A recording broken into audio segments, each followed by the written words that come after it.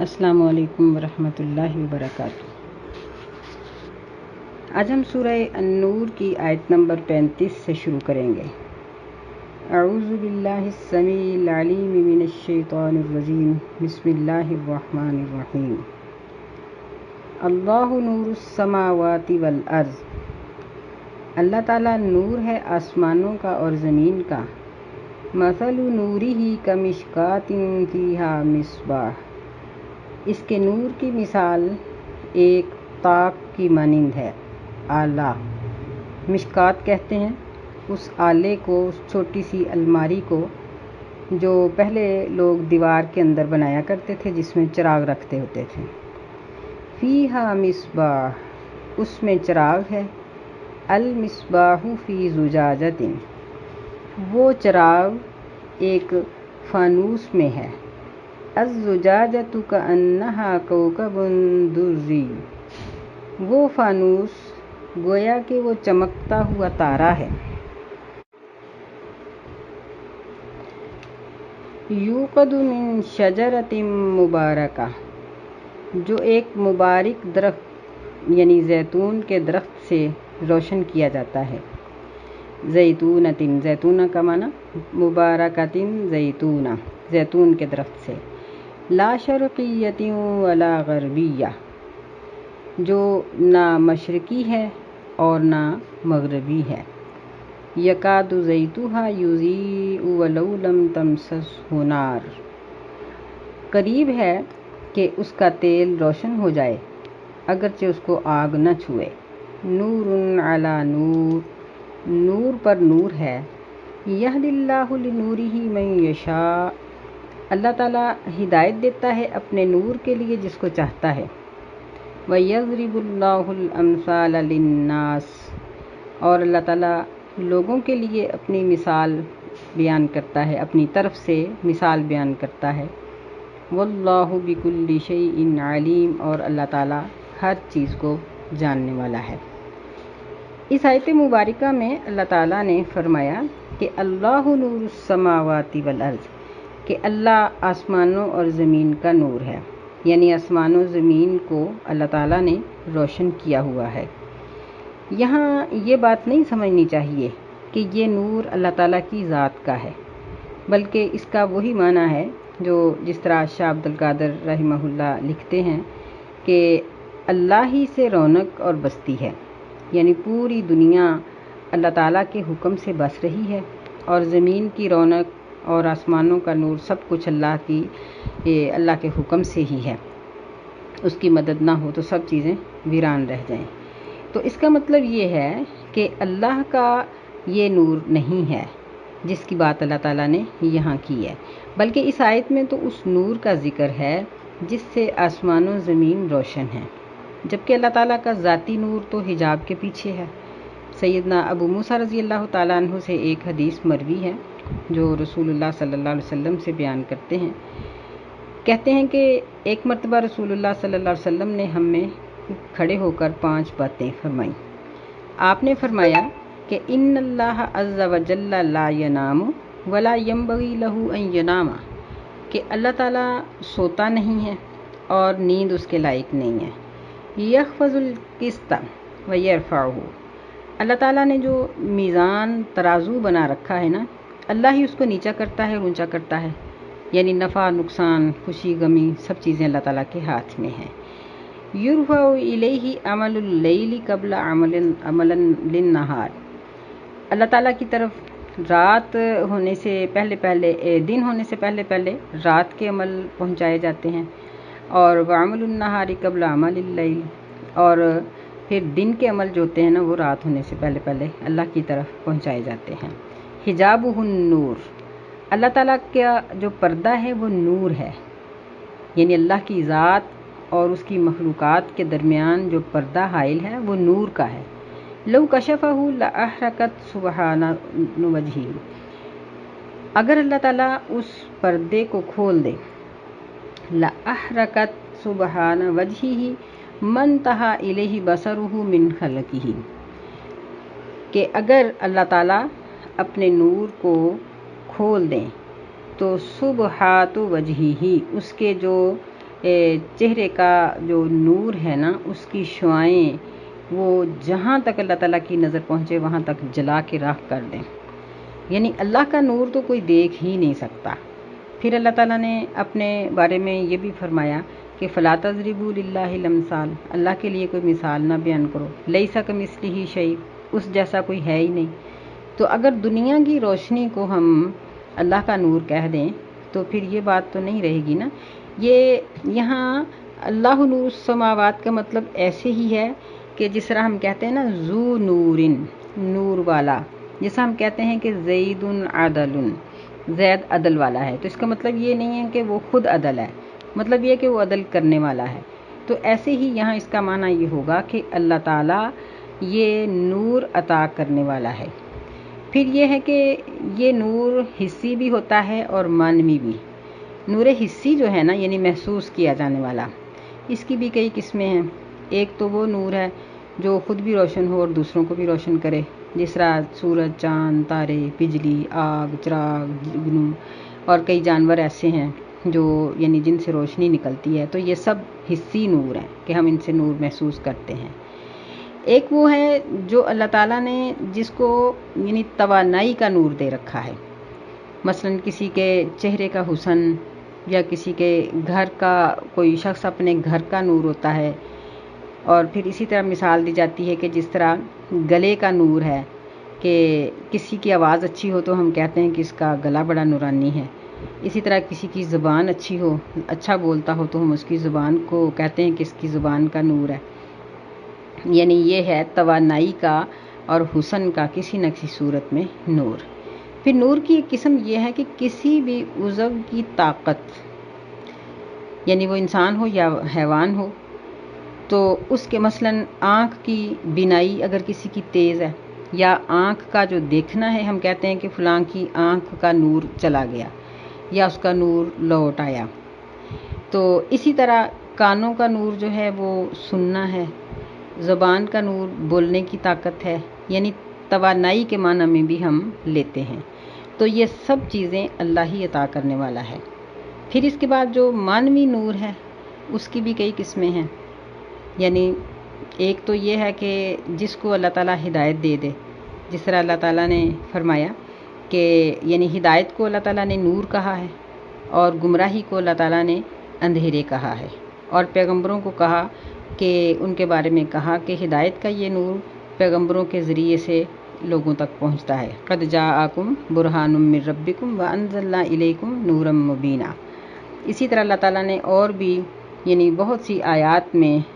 ہدایت کو نور اور گمراہی کو اندھیرے کہا۔ لیخرجکم من الظلمات الی النور، اس طرح کی تمام آیتیں اس کی دلیل ہیں۔ پھر معنوی نور کی ایک قسم یہ بھی ہے کہ کسی شخص کو حق پہچاننے کی توفیق مل جائے، جس طرح نبی صلی اللہ علیہ وسلم نے فرمایا کہ ہر بچہ فطرت پر پیدا ہوتا ہے، لیکن اس کے ماں باپ پھر اس کو یہودی بنا لیتے ہیں یا عیسائی بنا لیتے ہیں، یا وہ جس طرح کا بھی وہ ہوتا ہے نا خود ہوتے ہیں اسی طرح کا اس کو بنا لیتے ہیں۔ پھر نبی صلی اللہ علیہ وسلم نے ایک اور بھی مثال دی، آپ نے فرمایا کہ یہ لوگ جو بتوں کے نام پر اپنے چار پاؤں کے کان کاٹتے ہیں یعنی نشانی لگاتے ہیں، تو کبھی دیکھا ہے کہ کسی جانور نے کان کٹا ہوا بچہ دیا ہو؟ یہ کان بعد میں ہی کاٹے جاتے ہیں، بعد میں نشانی لگائی جاتی ہے کہ یہ فلاں پیر کے نام کا ہے اور یہ فلاں کے نام کا ہے۔ تو یہ جو چیز ہے کہ اللہ تعالیٰ نے ہر مولود کو فطرت اسلام پر پیدا کیا ہے، یہ بھی ایک معنوی نور ہے جو اللہ تعالیٰ بندے کو عطا کر دیتا ہے۔ بہرحال اس ساری آیت کا مطلب یہ ہوگا کہ کائنات کی ساری رونق، ساری آبادی اللہ تعالیٰ کے فیض سے ہے۔ اگر اللہ تعالیٰ ان چیزوں کو آباد نہ کرے تو کچھ بھی آباد نہیں ہو سکتا۔ پھر اللہ نور السماوات والارض میں اگرچہ حسی اور معنوی تمام قسم کے نور داخل ہیں اور یہ سب ہی اللہ کے عطا کرتا ہے، اور یہ آیت جو ہم یہاں پڑھ رہے ہیں اس سے مراد اللہ تعالیٰ نے ہدایت کا نور لیا ہے، یعنی ہیں تو سارے ہی نور، ساری روشنیاں، تمام چیزیں حسی ہوں معنوی ہوں اللہ کی طرف سے ہیں، لیکن اس آیت میں اللہ تعالیٰ نے یہاں اس سے ہدایت مراد لی ہے۔ اس کا ایک تو اس کی دلیل یہ ہے کہ اللہ تعالیٰ نے اس سے پہلی آیت میں فرمایا کہ انزلنا الیکم آیات بینات، کہ یہ بینات آیتیں ہیں۔ اور دوسری اس کی دلیل یہ ہے، اس آیت کے اندر ہی موجود ہے کہ یہدی اللہ لنورہ من یشاء، کہ اللہ تعالیٰ اپنے نور کی جس کو چاہتا ہے ہدایت دیتا ہے۔ تیسری دلیل اس کی یہ ہے کہ اسی آیت کے آخر پر فرمایا کہ وَمَن لَّمْ يَجْعَلِ اللَّهُ لَهُ نُورٌ فَمَا لَهُ مِن نُور، کہ جس کو اللہ ہدایت کے قابل نہیں سمجھتا اس کو کوئی بھی ہدایت نہیں دے سکتا۔ تو اس طرح سے یہ دلائل اس چیز کے موجود ہیں کہ یہاں اس نور سے مراد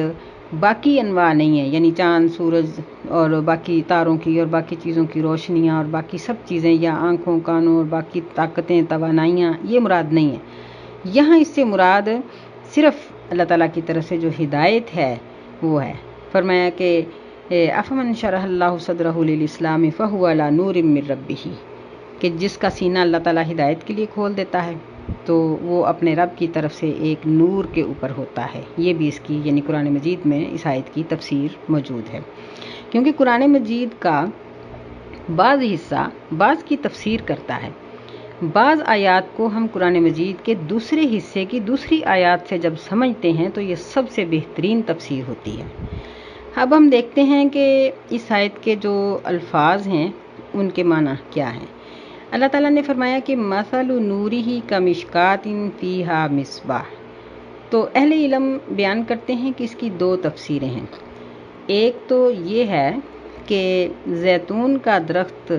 یعنی ایک ایسی جگہ پر ہے کہ جس کو مشرق مغرب کسی طرف سے بھی کسی پہاڑ کا یا درخت کا یا کسی بھی چیز کا کوئی سایہ نہیں پڑتا، بلکہ وہ سارا دن دھوپ میں رہتا ہے۔ تو یہ جو زیتون کا درخت ہوتا ہے نا، یہ جتنا زیادہ دھوپ میں رہے گا نا اتنا ہی اس کا تیل شفاف اور عمدہ ہوتا ہے۔ دوسری تفسیر اس کی یہ بیان کی گئی ہے کہ یہ اس طرح کا زیتون کا درخت ہے کہ اس کے جنوب کی طرف کسی قسم کا کوئی سایہ اس پر نہیں پڑتا، اور مشرق مغرب سے اس کے اوپر یعنی درختوں کے سائے پڑتے ہیں، جس کی وجہ سے اس کا پھل مسلسل تپش سے محفوظ رہتا ہے اور اس کی تر و تازگی اور رطوبت پوری طرح سے محفوظ رہتی ہے۔ یعنی دونوں تفسیریں اس کی ہیں، اور یہ دونوں ہی تفسیریں مومن کے بارے میں ہیں کہ یعنی مومن کو اللہ تعالیٰ نے کس طرح بہت سی ایسی چیزوں سے محفوظ رکھا ہے جو اس کے ایمان کو نقصان دیتی ہیں۔ اس آیت میں اللہ تعالیٰ نے مومن کے دل کی جو ہدایت ہے نا، اس کو نور سے تشبیہ دی ہے، اور یعنی اس کو ایسے چراغ سے تشبیہ دی ہے جو جس طرح یعنی پہلے زمانے میں دیے جلائے جاتے تھے، آج کل بھی بہت سے علاقوں میں ابھی بھی چراغ ہی جلتے ہیں۔ تو چونکہ اس دور میں بجلی تو تھی نہیں، اور جو چیز موجود ہوتی ہے نا اس کی مثال زیادہ جلدی سمجھ آ جاتی ہے، اس لیے اللہ تعالیٰ نے اس کی مثال چراغ کے ساتھ دی ہے۔ مثل نورہ کمشکات، یعنی وہ چراغ رکھنے کے لیے لوگوں نے دیواروں کے اندر وہ الماریاں بنائی ہوتی تھیں اور اس کے اندر وہ چراغ رکھے ہوتے تھے۔ دوسری چیز اللہ تعالیٰ نے اس آیت میں یہ بیان کی ہے کہ اس کی روشنی بڑھانے کے لیے اس چراغ کو شیشے کے ایک فانوس میں گویا کہ رکھا ہوا ہے، جو ہوا سے اور اس قسم کی چیزوں سے محفوظ ہے جو اس چراغ کو بجھا سکتی ہیں۔ تیسری چیز اللہ نے اس آیت میں یہ بیان کی ہے کہ وہ شیشہ عام نہیں ہے، بلکہ یعنی وہ بہت خاص قسم کا اور شفاف اور چمکدار شیشہ ہے۔ چوتھی چیز اللہ نے اس آیت میں یہ بیان کی ہے کہ وہ چراغ کسی عام تیل سے روشن نہیں کیا گیا، بلکہ تیل بھی تمام قسم کے تیل سے بہتر اور شفاف قسم کا تیل ہے جو روغن زیتون ہے۔ پانچویں چیز اللہ نے اس آیت میں یہ بیان کی ہے کہ زیتون کا وہ تیل بھی ردی اور خراب نہیں ہے، یعنی وہ درخت بھی سارے درختوں سے بہتر ہے، اور وہ تیل بھی سارے زیتون کے تیل میں سے بہترین پھل کا تیل ہے۔ اور چھٹی چیز اللہ نے یہ بیان کی ہے کہ وہ اس قدر شفاف ہے کہ اگر اس کو آگ نہ بھی دکھائی جائے تو یوں لگتا ہے کہ اس کی چمک ہی اتنی ہے کہ وہ چمک ہی ماحول کو روشن کر ڈالے گی۔ تو یہ ساری چیزیں اللہ تعالیٰ نے مجموعی طور پر بیان کر کے مومن کی مثال دی ہے کہ مومن ایک عام انسان کی طرح کا نہیں ہوتا، بلکہ اس کا یعنی یہاں جو اللہ تعالیٰ نے کہا ہے کہ کمشکاتن، وہ ایک آلے میں پڑا ہوا ہے تو اس سے مراد مومن کا سینہ ہے، فانوس سے مراد مومن کا دل ہے، اور چراغ سے مراد مومن کو جو اللہ تعالیٰ نے ایمان اور قرآن کی دولت دے رکھی ہے وہ ہے۔ ستارے کی طرح جو روشن ہے، اس کا مطلب یہ ہے کہ مومن کے دل کا نور ایمان سے منور ہے۔ پھر جو اللہ تعالیٰ نے یہاں شجرہ مبارکہ کی مثال دی ہے، تو اس سے معلوم ہوتا ہے کہ یہ مومن کی عبادت ہے،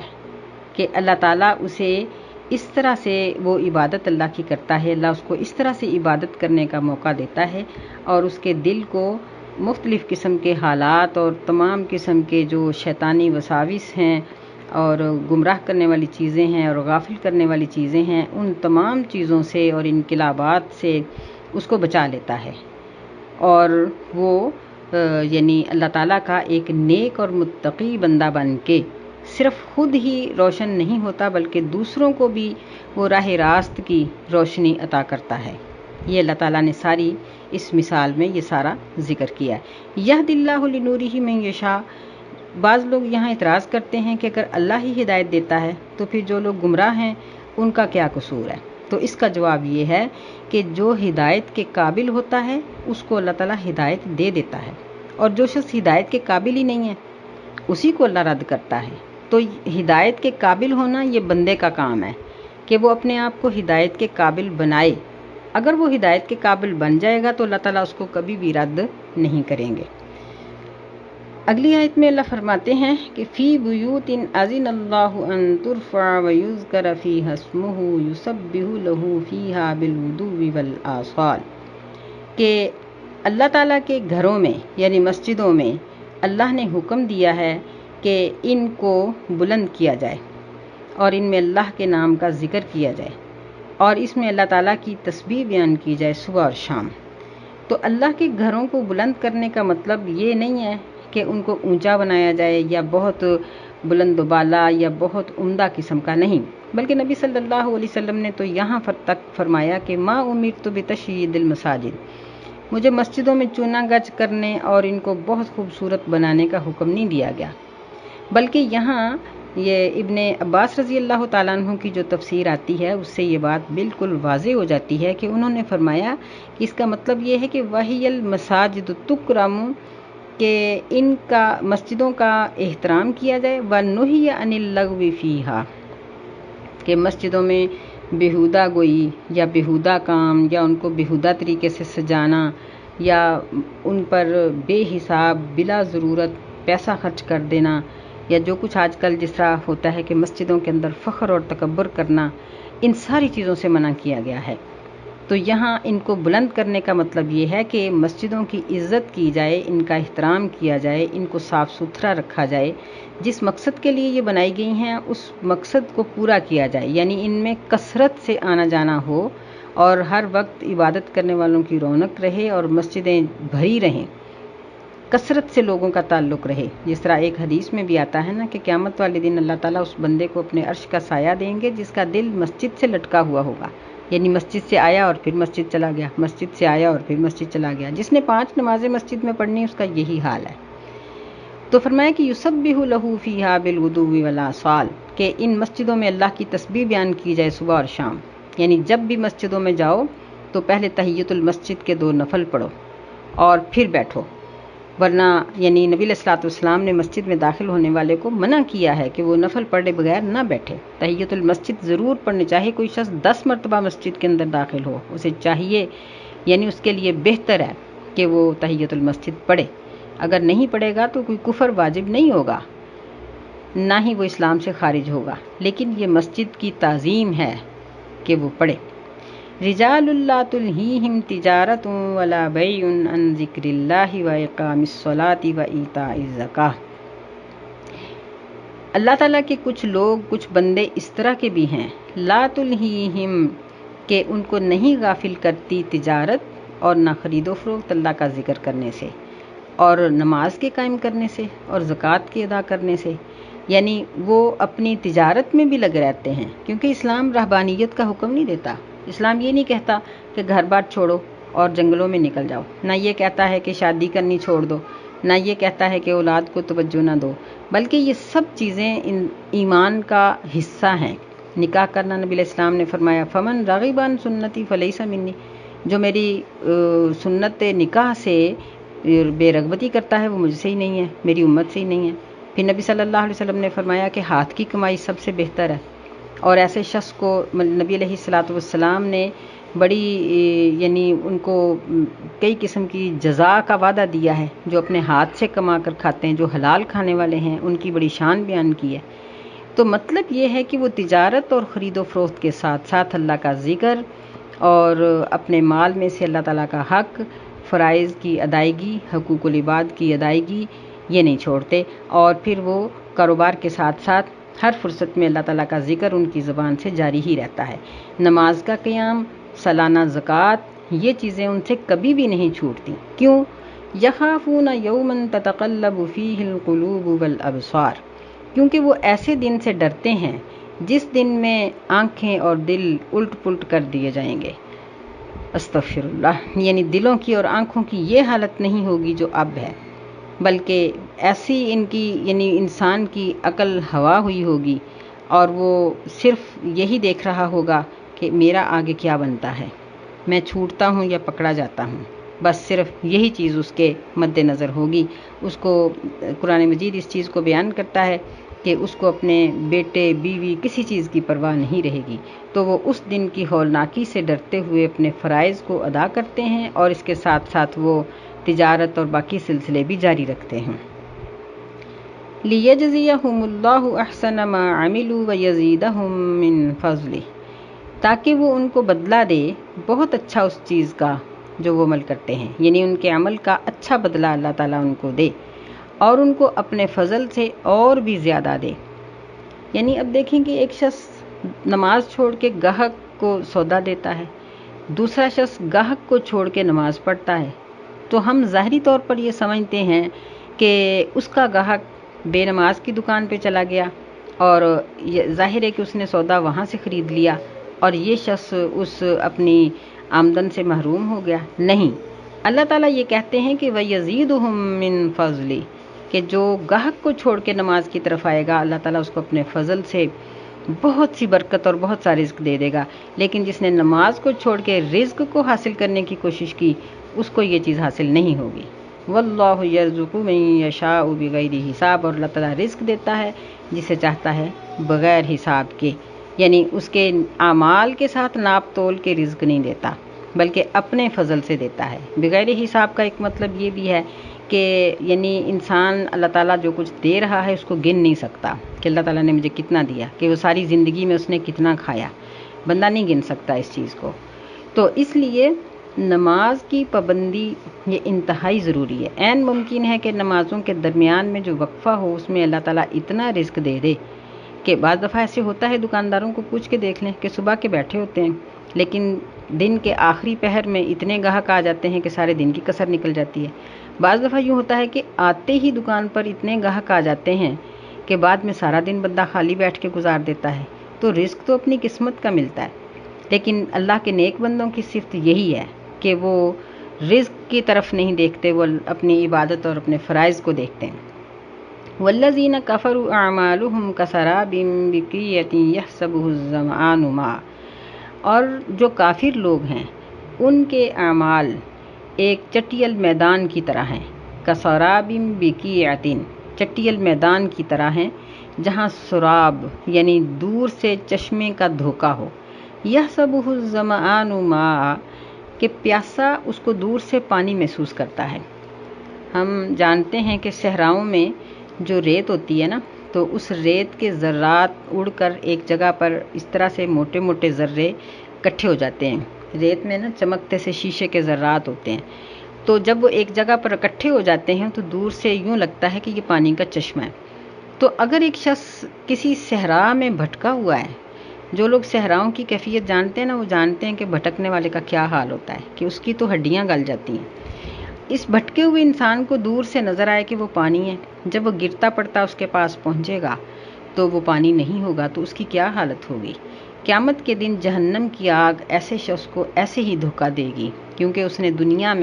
دنیا سے دھوکہ کھایا اور اللہ کے دین کو جو حقیقت پر مبنی تھا اس کو چھوڑا، اور دنیا کی دھوکے کی چیزوں کی طرف وہ پڑا رہا، تو آج قیامت کے دن بھی اس کو دھوکہ دیا جائے گا، یعنی اس کو اس کی عادت کے مطابق ہی وہ یوں لگے گا کہ جس طرح پانی کا چشمہ ہے۔ تو انتہائی شدت کی پیاس سے جب وہ اس کے پاس پہنچے گا، حتی اذا جاءہ لم یجدہ شیئا، جب اس کے پاس پہنچے گا تو وہ اس کو کچھ بھی نہیں پائے گا۔ ووجد اللہ عندہ فوفاہ حسابا، اور وہ پائے گا کہ اس کے پاس تو اللہ تعالیٰ موجود ہے اور اس کا حساب وہیں پورا کر دیا جائے گا۔ واللہ سریع الحساب، اور اللہ تعالیٰ بہت جلد حساب لے لینے والا ہے، یعنی اللہ تعالیٰ حساب لینے میں دیر نہیں کرتا۔ اللہ تو لمحے بھر میں انسان کی 100-200 سال کی زندگی کا حساب کرنے پر قادر ہے۔ تو قیامت کے دن صورتحال یہ ہوگی کہ پورا میدان حشر جس طرح آج بھی اللہ تعالیٰ کی قدرت کے اندر ہے، اسی طرح قیامت کے دن بھی ہر چیز اللہ کی قدرت میں ہوگی۔ آج بھی دنیا کا کوئی کونا، کوئی کنارہ، کوئی پانی کی جگہ یا کوئی فضائی جگہ ایسی نہیں جو اللہ کی بادشاہت سے باہر ہو۔ تو قیامت کے دن بھی اسی طرح اللہ تعالیٰ کا پورے میدان حشر پر کنٹرول ہوگا۔ ووجد اللہ عندہ، تو وہاں وہ دیکھے گا کہ ادھر ہی اس کا حساب پورا ہو جائے گا اور اس کو جہنم کے اندر پھینک دیا جائے گا۔ اللہ تعالیٰ سے دعا ہے کہ اللہ تعالیٰ ہمیں سمجھنے کی توفیق عطا فرمائے اور ہمیں مومن کا وہ نور عطا فرمائے جس کی مثال اللہ تعالیٰ نے قرآن مجید میں دی ہے، اور کافر کے سراب سے اللہ تعالیٰ ہمیں بچائے کہ ہم دنیا میں اس کے دین کے بارے میں دھوکہ نہ کھائیں، تاکہ قیامت والے دن بھی ہم ہر قسم کے اس طرح کے دھوکے سے محفوظ رہیں، اور اللہ تعالیٰ ہمیں اپنی رحمت میں جگہ عطا فرمائے اور اپنے عذاب سے نجات عطا فرمائے۔ آمین۔ السلام علیکم ورحمۃ اللہ وبرکاتہ۔